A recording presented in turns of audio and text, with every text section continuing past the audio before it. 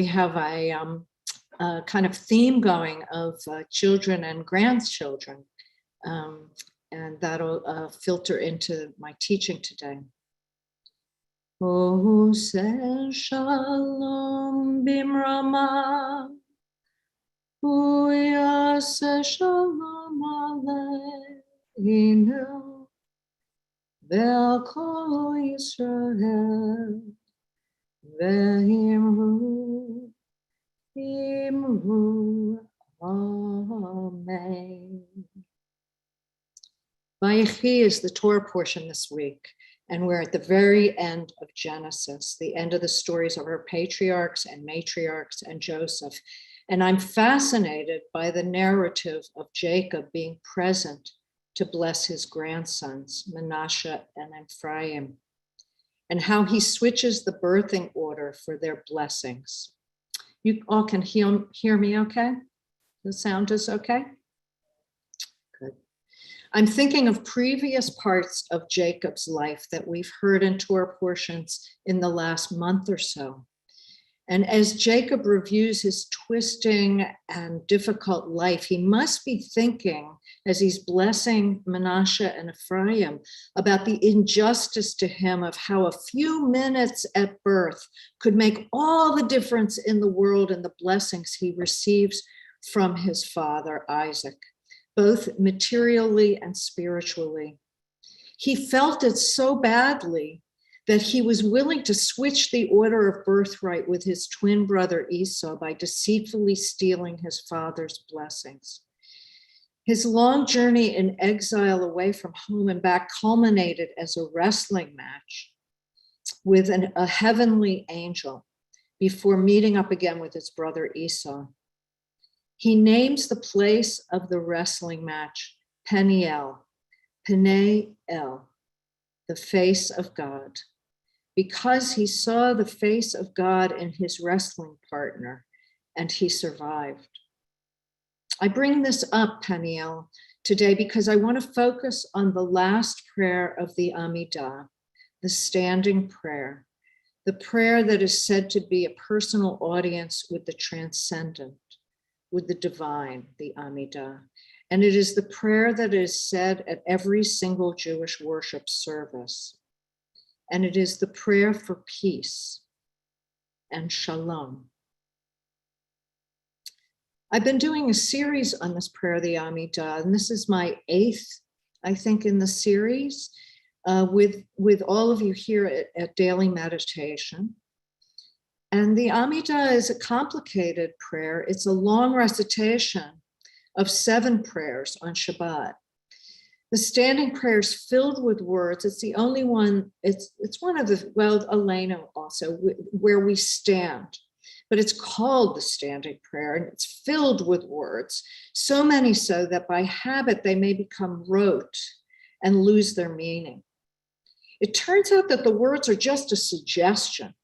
Because it's mostly a private prayer, we do most of it silently. It is allowed and encouraged to open the heart and express personal prayers within the outline of the 7 topics, which include our ancestors, God's strength, the divine holiness, the holiness of the day, gratitude, listening, and peace. One day in yoga class about 20 years ago, I came to realize that there are 7 major yogic chakras, or energy centers in the body, and 7 Amidah prayers. And there's also 7 levels of the Sfirot in the Kabbalistic tree of life. Many of you are familiar with at least one of these, if not all 3. I saw that these 3 maps of the body overlap, not exactly, but in meaningful ways. And that helped me to embody the Amidah in a way that I could never find before. I was getting lost in the words, and I could let them go and yet enhance the words in the prayer book, the Siddur, and truly embody and pray with my whole body. Kat, if you could put up my chart, please. Here are the three charts, three maps of the body done by different aspects of Jewish culture and of in yoga from three different perspectives and three different centuries, vastly different time periods. So going from bottom to top, you see in the chakras on the left is the root chakra, the root energy center. And I paralleled that with our ancestors, our roots. And I went up one by one. And today we're going to focus on peace, which is at the top, at the vault of our brain, the vault of our face. And I think of that as a similar level as Bina and Chachma, which are understanding and wisdom. And certainly cognitive understanding comes out of this vault of a brain. So what I was trying to do is to embrace these words and to embody them, rather than just to recite the prayers by rote. So as Firkin said, you can see the previous ones I've done on the IJS YouTube channel under my name. So today I'm going to be focusing, if you come along with me, on the final prayer for peace, shalom. It's a word that's known around the world and used without translation. And if you want to tune out my words and make your own meditative space with the group, that's fine too. I like to think of shalom, the shalom prayer, as right here, and that shalom is having no headaches. And thinking about Jacob and the angel in the place Peniel, the pineal gland is right here. It's said that the pineal gland is called that because it's shaped like a pine cone, but I can't help but think it's no coincidence that Jacob named the place of his wrestling Peniel.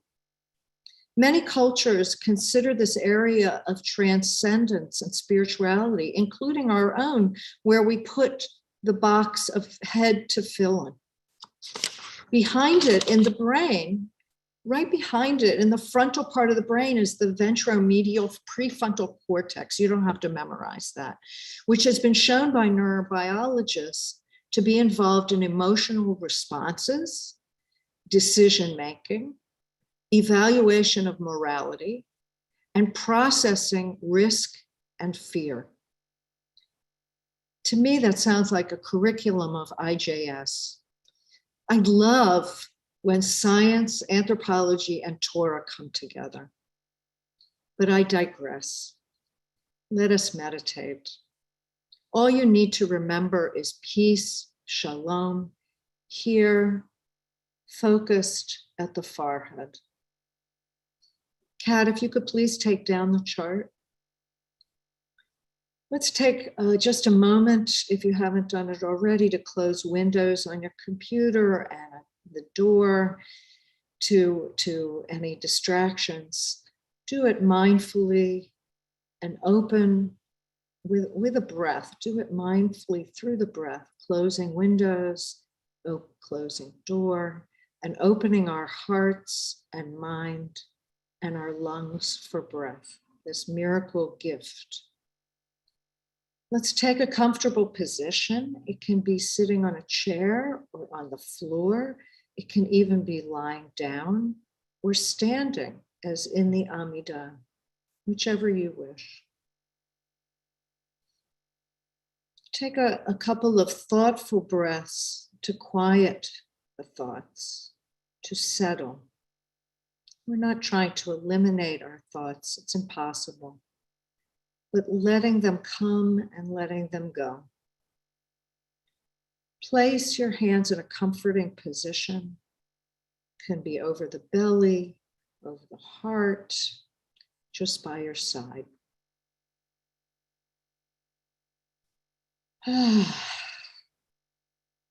If breath is not comfortable for you now, notice the sound in the room. Let's breathe together. Let your eyes gently close if that's comforting to you. And if not, they can gaze softly a few feet in front of you, a head on the floor. If it's comfortable, direct your eyes behind your eyelids towards the pineal gland, towards this base about a half an inch above where your glasses would sit on your nose. And if you wish, take a finger and tap that place a few gentle times so you can locate it.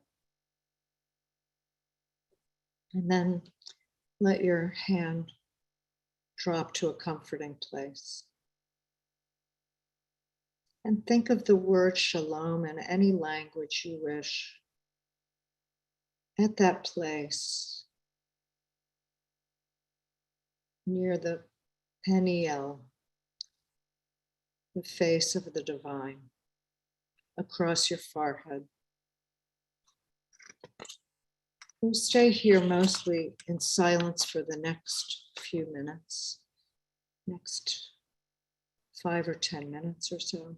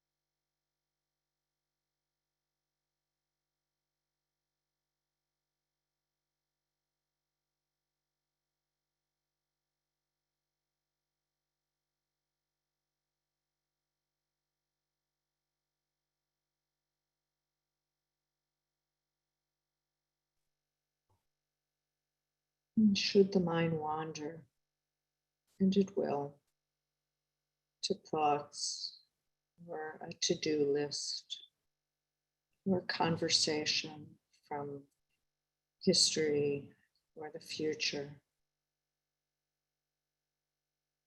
take note of it. Breathe peace into that thought. Sweet peace. And gently, lovingly bring your focus back to the center, back to the place of pineal, of wrestling and of peace, the intention for shalom.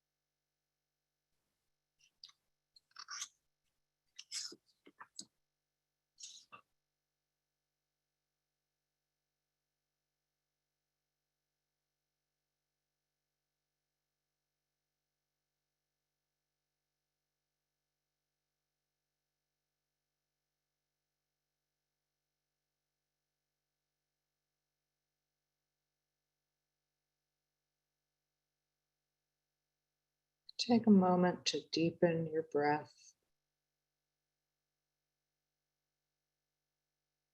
To bring your awareness back to the room, and the chair, or the bed, or the floor where you are in contact.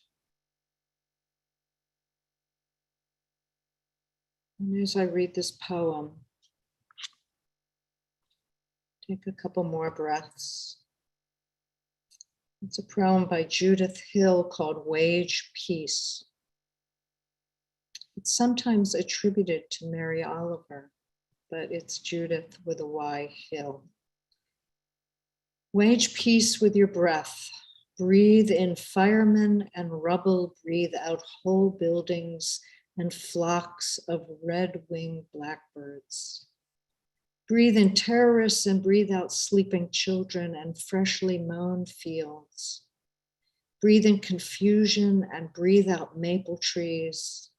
Breathe in the fallen and breathe out lifelong friendships intact. Wage peace with your listening. Hearing sirens, pray loud. Remember your tools, flower seeds, clothespins, clean rivers. Make soup. Play music. Learn the word for thank you in 3 languages. Learn to knit and make a hat.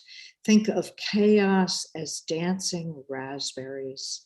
Imagine grief as the outbreath of beauty or the gesture of a fish, and swim for the other side.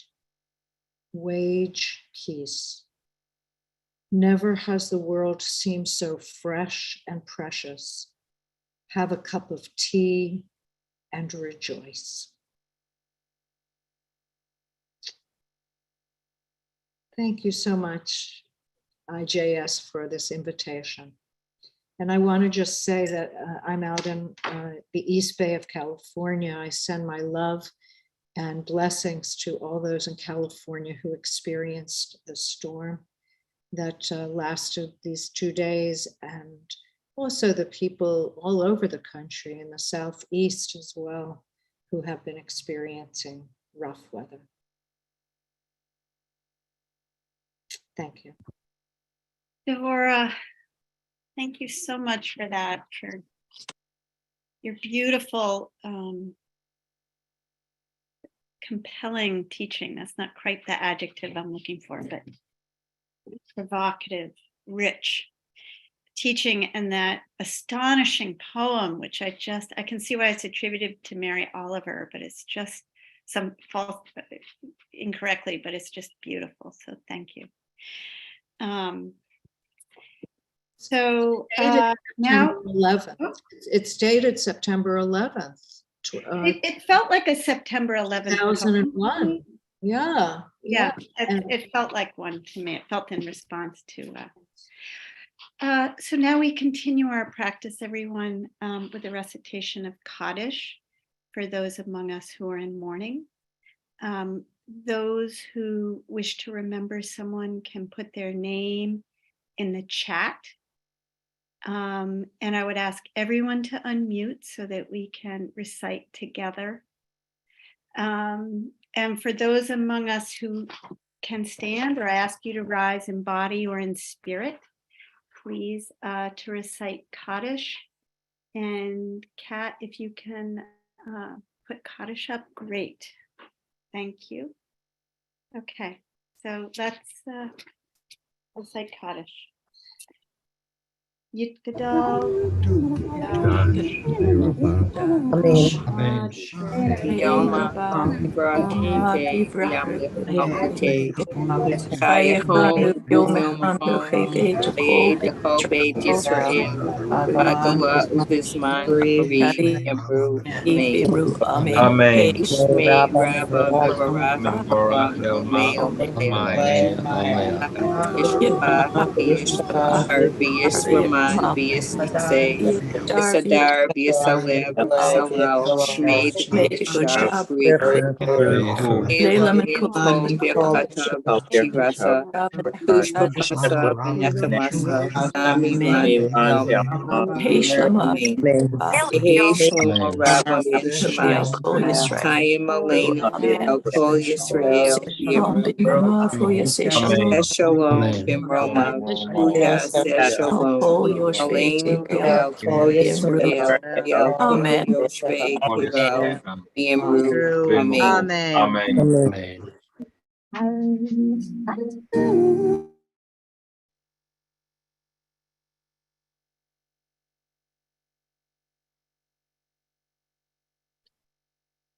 thank you, everyone. That was lovely. Before we leave, or some people may leave, I want to thank Devorah for her wonderful teaching. I want to thank Kat for holding the tech piece, as she always does so beautifully. And I really want to thank Richard and Marcy for sponsoring today's sit in honor of their son with that beautiful dedication to Max. Thank you very much. So now, for those who are able to stay with us, We have about 10 or 15 minutes or so that Devorah can answer questions about the sit today, about her teaching, about her practice in general, about perhaps the Amidah in general. Any questions that people might have about that wonderful teaching. And just, if you can, just put your questions in the chat. Devorah, you might have more that you want to say also about Yes, let's your see. teaching. Yeah. Maybe. I was just thinking that a lot of times the question comes up at these sits, how can we think of peace when the world is in such turmoil? And and I've been thinking about how I deal with it, or how I process it, because I'm working on climate, and it's pretty tough stuff. But I couldn't work on it efficiently or effectively without help from meditation, in the sense of settling my mind. And I did live in Bermuda. It was quite a paradise, I have to say. The job was a paradise. It was wonderful. The Jewish community, like any other community, contentious. But the thing that I noticed right away when I moved there was that the front page of the newspaper had pictures of children and cows. It didn't scream at you. And I found that I got more work done there, in spite of the distractions of paradise, that I was more effective at my work. I got more done. Not that doing is the goal, but I just was efficient and effective, and I wasn't paralyzed by the news. And that is what meditation helps me with, and also limiting my consumption of news so that I can be effective as an activist.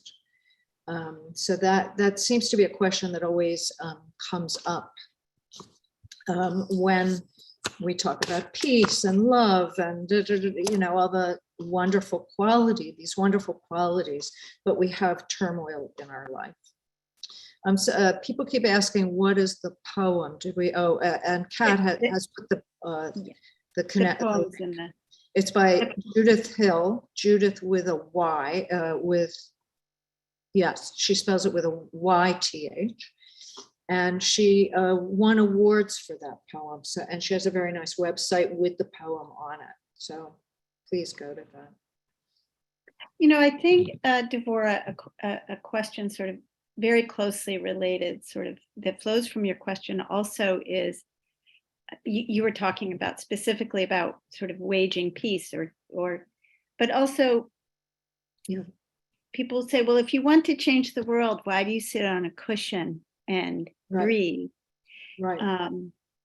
Exactly. When I think those of us who spend time, have spent time, or do spend time, either in meditation or in spiritual practice, feel that maybe there's nothing better to help our efforts to change the world. That yes, David Jaffe named his book. It's a beautiful name for his book called Change from the Inside Out, and it's a book about social justice and social activism, but that it starts on the inside. Right. Yeah, I've been meditating quite a long time, since the late 60s, and that was always the criticism of it. Oh, you're just contemplating your navel. That was considered a derogatory phrase, and that's not how it is. Is that I would say meditation and yoga have saved my life, in the sense that I had a lot of issues, a lot of pain, a lot of physical pain. And those two things have helped me to cope with that in a way that so I'm not paralyzed by it, and I can move forward and be effective in the world. And so the gift of just 10 minutes, 20 minutes a day, it's just a little gift. And it's people who haven't tried it, who are afraid of it, or who haven't tried it, thinks it's woo-woo, as some of my friends say. I see there's a bunch of there are a bunch of questions coming in now. There's one from Laura Zinker. Do you see that one? Laura Gusson Zinker. Let's see, Laura's. You said that the here I can read it aloud. So I see. Yes. I think you said that the Amidah can be understood as 7 distinct prayers within one prayer. 2 of them were type of holiness. Would you clarify these 7 distinctions, and particularly the 2 types of holiness? So normally I would need about an hour and a half for each prayer. So so there are 7 blessings in the Amidah, and I gave that bit of a list. I just have to go back to it so I don't forget anything. But the first one is about our ancestors, the patriarchs and matriarchs. The avot and imahot, it's called. The second one is gevurot, the strength of God. The third is the holiness, kedusha, the holiness of God. The fourth is it changes depending on whether it's Shabbat or a holiday. It's the holiness of the day. Then after that, there are 3 blessings. One is a blessing for listening to for gratefulness, that we are grateful, Modeh Ani, for listening to our prayer. And the final one is Shalom, is always a prayer for peace. And then there's a kind of coda where you fill in anything that didn't fit into those 7. And then the next meditation I do, I'm going to talk about that, where it's the prayer for it is guard my tongue from evil and my lips from speaking guile. But it's also a time where you can say a personal prayer that didn't fit in.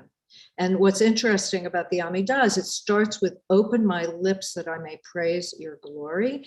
And it ends with guard my tongue from evil. In other words, shut my mouth up from saying bad, nasty things, from saying unpleasant things, from saying unkind things.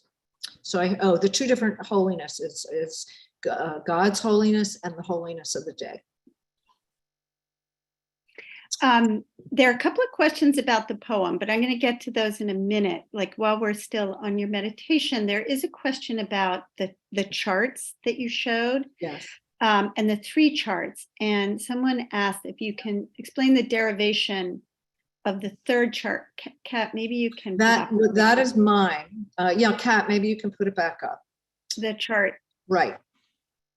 And I wanted to get to Susan Stone's question too. We'll get to that about the Buddhist practice. You're right, in the poem as a Buddhist practice. So the chart at the end is just simply, I put the 7 prayers of the Amidah overlaid on a body, a human body. And so when I do the Amidah, I literally do each prayer thinking of that part of my body. And either Kat's stepped away or she can't get it. But which is okay. But I think it was derived from Devorah is where it was derived.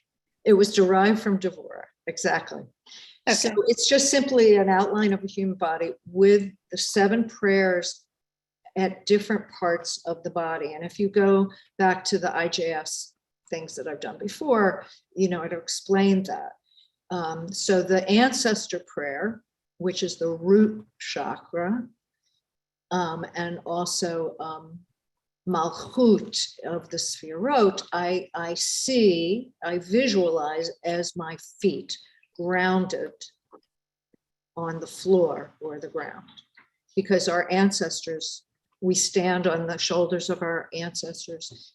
That's always a visual image I'm not that crazy about, but they are our roots, right? That give us wings. That's That's a nice image. process. Can I ask a question about the Sphero? So if I understood you, and I will say I everyone, didn't talk that much about it because the time was short, but go ahead.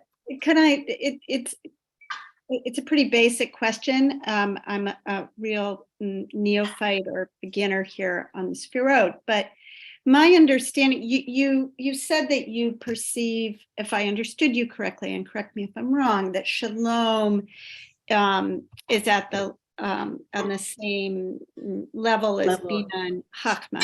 Right. It could be Keter. It could be Keter, but I'm going to use Keter when I do that final coda Right. prayer. It's really an 8th prayer, but I'm going to use Keter there. And so I just was thinking that cognitively we're always thinking we want peace, but the wisdom of is it's hard to attain, perhaps. Right. And that's really my question, because it's always been my understanding that Bina, Chachma, and Keter in particular are beyond human understanding, sort of aspirational for us, the sort of the world of the divine. Is that? Yeah, there is. I'm not an expert on this, but there is the sense that the top triangle, the whole thing is made of triangles, and the top triangle is above us. But I guess as a human being and as a Jew we're people of the book, how everybody on their Zoom has a library in the back of them. And I always say that's our idol, is our library.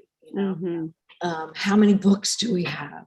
And in fact, somebody from Judaism Unbound, somebody said, "Oh, your library is beautiful." And he said, and he went like this, and he pulled up a screen of a library, and he had a library behind it, but it wasn't as beautiful or it wasn't as straight or whatever. So sometimes I see it as a kind of idolatry, our library. So I was very moved. So for me, the cognitive, we're always in our heads, right? Mm-hmm. So to me, that's a very earthly thing. Well, and I was very moved. I want to get to some questions, but I want to say on that point that I was very moved by your saying that you learned at a certain point, or you were able at a certain point to embody the Amidah and feel it in your body. Yes. And that's very much what at IJS exactly we really strive for, is to have people not just right live up here, but to feel the prayers in your body. Right. So I hope that people felt the shalom, perhaps not just up here, but perhaps in their whole body. And actually, Mark said something the last time I spoke, was this way, by embodying the Amidah, you can take it wherever you go. And I thought that was just, a great comment. So Devorah, Susan asked a question. Yes. Yeah. She says, the poem, I'm moving on to the poem here. The poem includes the Buddhist practice of breathing in the suffering and breathing out beauty and peace. I can't do this yet. I have enough in my life without breathing in the suffering of others. Does that sound selfish? And others agree with her. It's a really good question. Yeah. Yes. I've forgotten the name of that prayer. Does anybody know? I keep thinking of metta prayer, but that's not it. That's breathing blessings to everybody. But yes, there is a prayer, and I've worked with that prayer, meditation of breathing in suffering. Tonglen. Breathing Someone out. is saying it's Tonglen prayer. The Tonglen. Tonglen. Exactly. Thank you. Does it sound selfish? One has to take care of oneself, and we always say here, if it doesn't feel comfortable for you to focus on your breath, if it doesn't feel comfortable to focus on your where your hands are, then don't do it.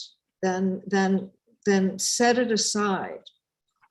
And a time may come where you are able to do this, but it doesn't come easily. And no, I don't think it sounds selfish. I think it sounds kind to yourself. And it's a good practice to be able to notice that now is not the time for that. Just like yoga positions, you can't do all the yoga positions either. It's really interesting that yoga is a preparation for meditation as opposed to the opposite. I always thought meditation was a preparation for yoga, but it's actually, yoga was developed to prepare for meditation, to get the kinks out of your body. So how can we? All right. We are at 1:15. I think some people are answering questions for each other, which is wonderful. Some books are being recommended, which are great, by the great Joseph Goldstein, Jack Kornfield, and Sharon Salzberg. Great Buddhist books by all of those Jews. Yeah. And Devorah, thank you. Thank you so much. Thank you to everyone for being here. We hope to see you again tomorrow. Thank you. Mark will be back, and go in peace. And Shalom. It's just starting to pour again. So here we go.